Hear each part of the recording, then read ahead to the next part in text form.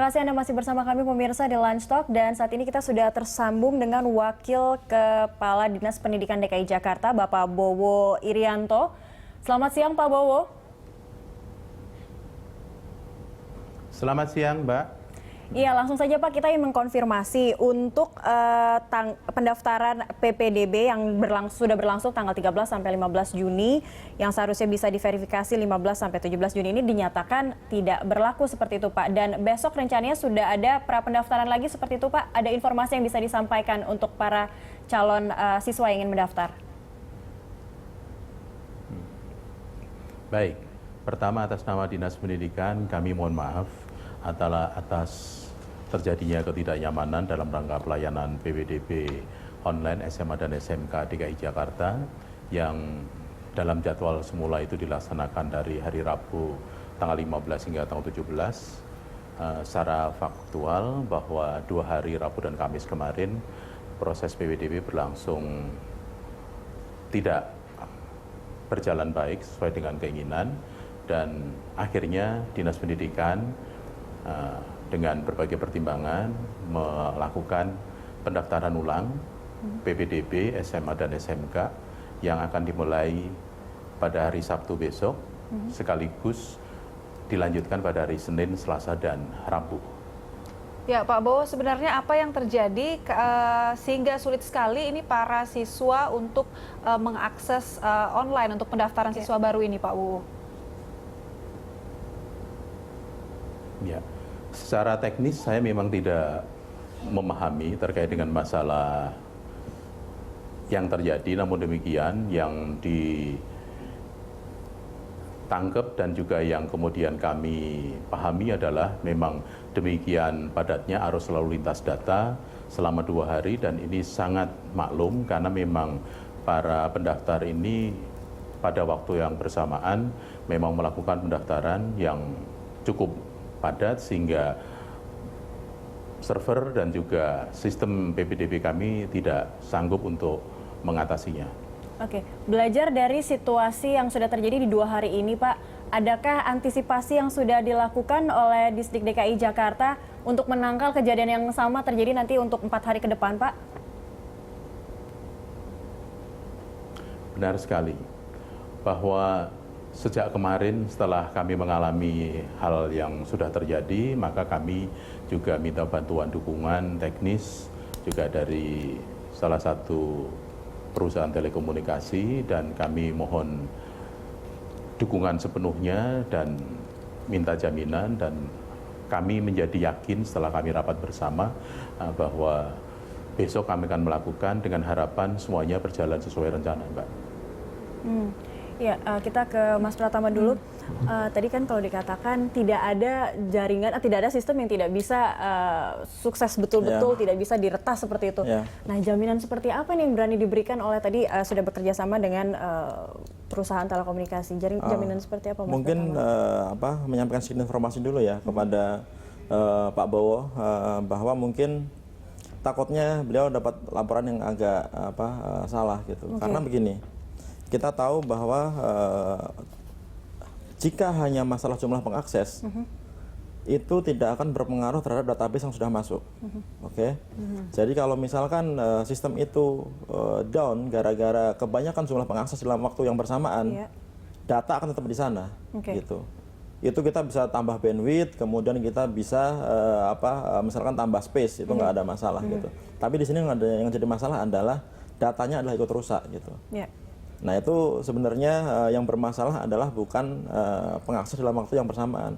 Contohnya begini, misalkan bank itu sekarang berapa juta pengakses dalam waktu yang bersamaan, tetap internet bisa banking, diakses. tetap bisa kan gitu. Nah mungkin Pak Bowo bisa mengantisipasi bahwa sebelum sistem up mungkin bisa dicoba dulu sistemnya itu apakah benar aman gitu. Diuji coba terlebih dahulu. Harus dicoba dulu gitu. Harus dicoba dulu, kita ngomongnya stress test gitu. Stress test itu kita membuat simulasi, misalkan dalam waktu yang bersamaan kita 10.000 orang langsung akses gitu. Itu bisa ada sistemnya, ada toolsnya ada gitu. Sehingga bener nggak kalau sistem itu nanti down gara-gara misalkan kebanyakan yang akses gitu. Yang kedua adalah sistem keamanan security-nya gitu. apakah benar jaringannya sudah kita amankan, apakah aplikasinya memang nggak ada celah-celah keamanannya seperti itu. Dan yang paling utama adalah dipastikan bahwa harus ada backup server. Gitu. Oke. Backup server Karena harus kalau ini diperlukan nggak sekali ada ya. nanti akan balik lagi gitu. Karena nggak ada orang yang bisa menjamin bahwa sistem kita ini akan 100% aman gitu.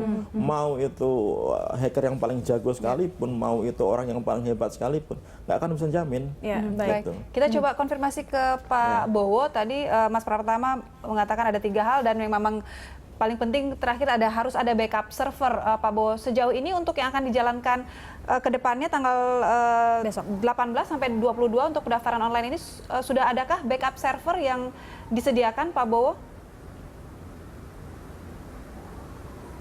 Terima kasih Mbak Dora dan juga dengan Mas Pratama. Sebagaimana yang disebutkan Mas Pratama, tapi juga memang kami mendapat penjelasan bahwa kemudian ada backup server, di samping itu juga bandwidth-nya akan ditingkatkan dan mudah-mudahan itu bisa membantu dan meyakinkan kami untuk bisa besok berjalan sesuai dengan rencana. Baik, sudah diuji coba Pak? Ini masih hari ini dan besok baru dilakukan untuk mengantisipasi seperti itu Pak?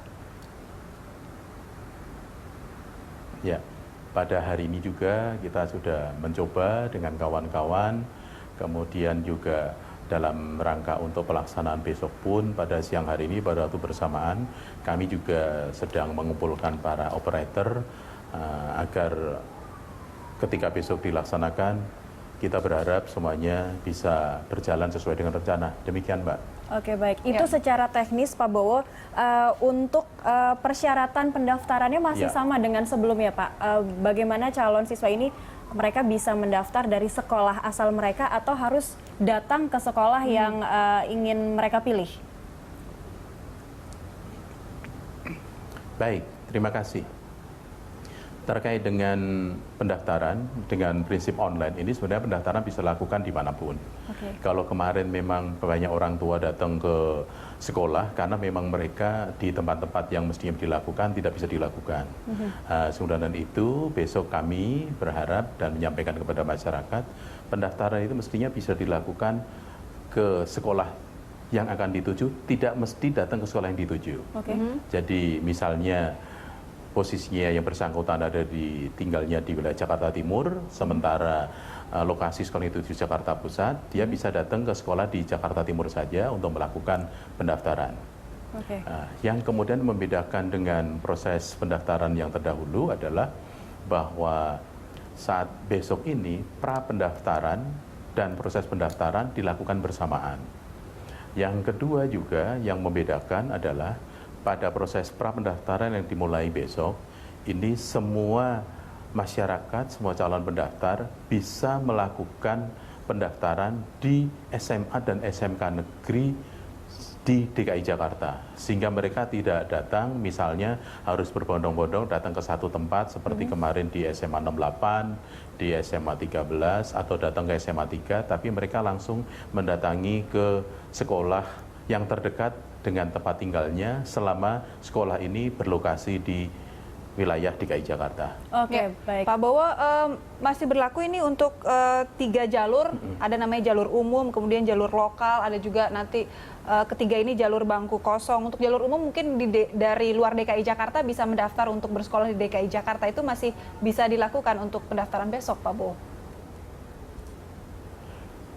Benar sekali, untuk besok itu dari warga masyarakat dari luar DKI Jakarta tetap diberi kesempatan kuota sebanyak 5% dari daya tampung. Kemudian dalam waktu yang bersamaan, besok pun dari Sabtu hingga Rabu itu untuk kuota jalur umum sebanyak 35% itu diperebutkan oleh anak-anak tamatan SLTP DKI Jakarta untuk memperebutkan sekolah-sekolah yang tersebar di DKI Jakarta. Setelah jalur 1 untuk jalur umum ini selesai, nanti sesuai dengan jadwal, pada saatnya akan dibuka jalur lokal berdasarkan zona tempat tinggal dengan sekolah tertentu yang berdekatan dengan tempat tinggal. Ini akan memperebutkan sebesar 55% dari daya tampung. Jika kemudian nanti pada jalur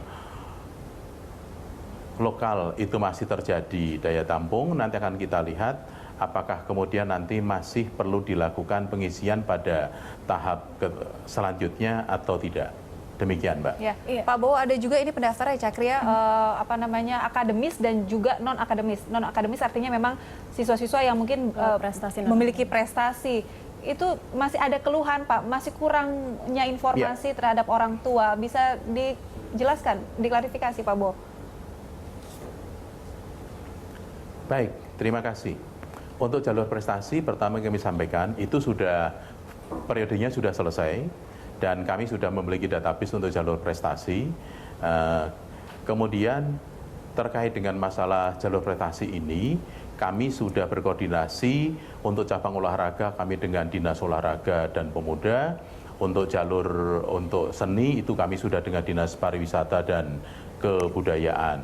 Dan kami sudah jauh hari menyiapkan kira-kira cabang lomba apa saja yang diakui dan memang juga bisa difasilitasi melalui jalur prestasi.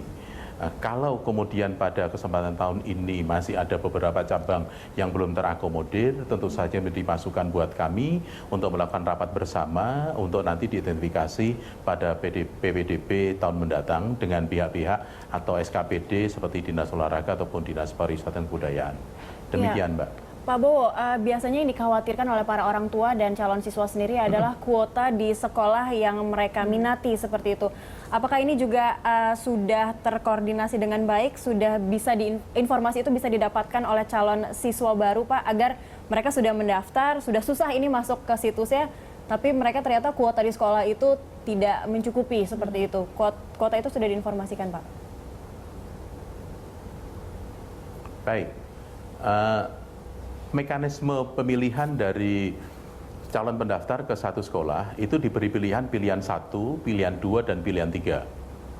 Nah, nanti orang tua ataupun siswa bersangkutan itu harus melihat proses yang terjadi pada saat pendaftaran berlangsung, harus melihat apakah yang bersangkutan masih ada di pilihan 1, itu akan dinamis bergerak terus.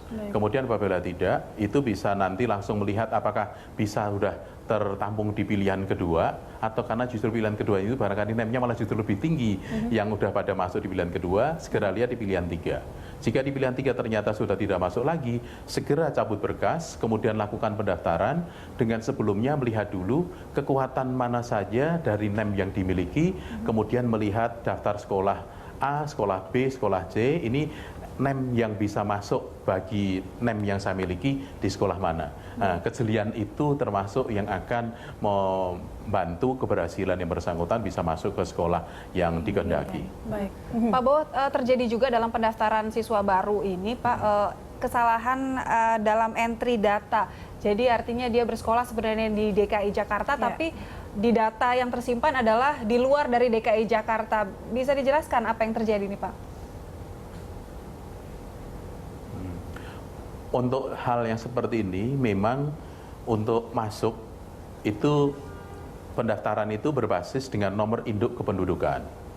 Nah, nomor induk kependudukan ini masuk di ranahnya atau kewenangannya Dinas Kependudukan dan Catatan Sipil dalam rangka melayani masyarakat. Maka selama proses PPDB berlangsung, itu di posko PPDB yang berlokasi di lantai 1 masjid di halaman Dinas Pendidikan, itu kami sediakan posko dan kami hadirkan petugas-petugas dari Dinas Dukcapil untuk melayani bagi masyarakat yang mengalami hambatan administrasi kependudukan tersebut. Oke, artinya sudah dilibatkan dari Dinas Pendudukan dan Catatan Sipil untuk mempermudah siswa mendaftar ya. Iya. Dan yang terpenting Pak Bowo terakhir, termasuk hari ini pun juga ada. Baik, yang terpenting terakhir informasi bahwa hari besok ini pun itu juga di Dinas Pendidikan ada. Iya Pak, yang terpenting informasi ini sudah sampai kepada calon siswa dan orang tua siswa ya Pak, untuk ada pra pendaftaran lagi di 4 hari ke depan. Benar Mbak, dan kami sudah upayakan, kebetulan pada hari ini pun itu kan para orang tua yang mestinya menanyakan hasil proses PDB, mereka juga datang ke sekolah. Untuk itu sejak semalam informasi tentang perubahan jadwal PPDB ulang ini itu sudah ke sekolah-sekolah sejak pagi melalui operator, sekolah juga memasang pengumuman terhadap perubahan ini. Dan mudah-mudahan masyarakat bisa mengikuti perkembangan perubahan PPDB ini dengan baik. Ya, dan sistem berjalan dengan baik juga, tidak ada lagi permasalahan yang dialami oleh 2 hari lalu oleh calon Terima siswa kasih. kita ya Pak. Terima kasih Pak Bowo sudah bergabung bersama kami. Benar sekali Mbak, itu harapan. Baik, terima kasih Mbak. Selamat siang. Selamat siang. Selamat siang Pak Bowo. Iya, Mas Pratama tadi nampaknya memang sudah cukup ada keyakinan untuk pendaftaran besok akan berjalan dengan lancar.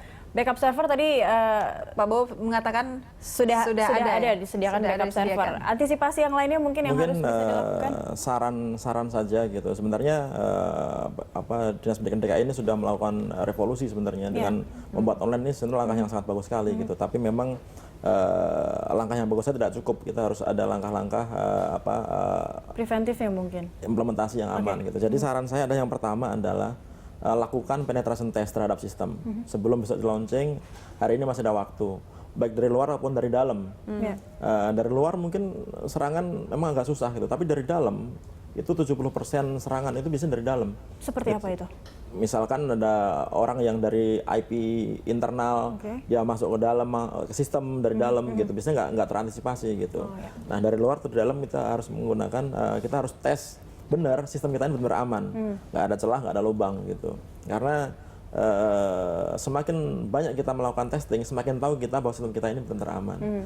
Yang kedua adalah kalau bisa untuk mengantisipasi lonjakan pendaftar. Gitu, jangan menggunakan satu server, bikin 2 atau 3 server, dibikin clustering sehingga distribusi pendaftar itu bisa dibagi secara rata ke beberapa server sehingga tidak akan menimbulkan bottleneck.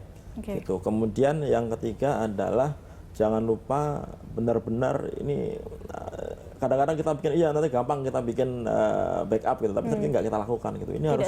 Ini harus benar-benar kita buat sehingga jika terjadi apa-apa kita tidak menyulitkan para orang tua murid, para murid gitu.